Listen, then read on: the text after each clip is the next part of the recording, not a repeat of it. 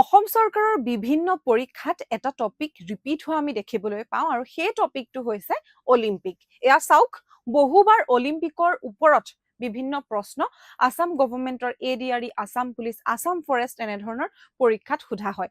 গতিকে আহক আজি অলিম্পিকৰ লগত ৰিলেটেড কেইটামান গুৰুত্বপূৰ্ণ তথ্য আলোচনা কৰোঁ। আমাৰ প্ৰথম প্ৰশ্নটোলৈ গৈছো। ইয়াত সোধা হৈছে আধুনিক অলিম্পিক খেলৰ জনক বুলি কাক কোৱা যায়? আমি অপশন কেইটা যদি এবাৰ চাওঁ, আধুনিক অলিম্পিকৰ জনক বুলি কোৱা হয় পিয়েৰ ডি কিউবাৰ্টিন। তেখেত ফ্ৰান্সৰ আছিলে আৰু তেখেতৰ প্ৰচেষ্টাতে আধুনিক অলিম্পিক 1896ত অনুষ্ঠিত হৈছিল বুলি কোৱা হয়। আন এটা কুৱেশ্যনলৈ আমি গৈছো। সো ইয়াত দিয়া হৈছে প্ৰথম আধুনিক অলিম্পিক খেল কোন বছৰত অনুষ্ঠিত হৈছিলে? সো প্ৰথম আধুনিক অলিম্পিক খেল অনুষ্ঠিত হৈছিল 1896ৰ এপ্ৰিল মাহত। অপশন বি ইয়াত শুদ্ধ হ'ব।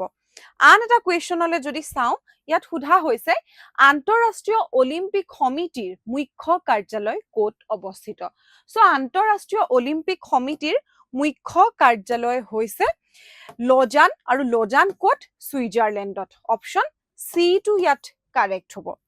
তাৰ পিছত এটা কুৱেশ্যন ইয়াত আছে।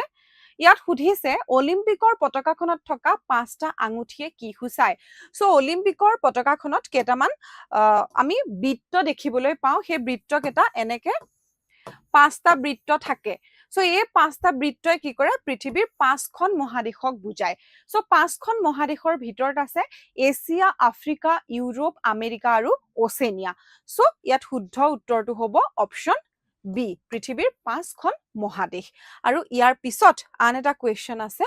সো ইয়াত সোধা হৈছে 2028 চনৰ গ্ৰীষ্মকালীন অলিম্পিক খেল ক'ত অনুষ্ঠিত হ'ব? সো 2028 চনৰ অলিম্পিক অনুষ্ঠিত হ'বলৈ গৈ আছে। গতিকে ক'ত অনুষ্ঠিত হ'ব ঠাইখনৰ নাম কমেণ্টত জনাবলৈ নাপাহৰিব।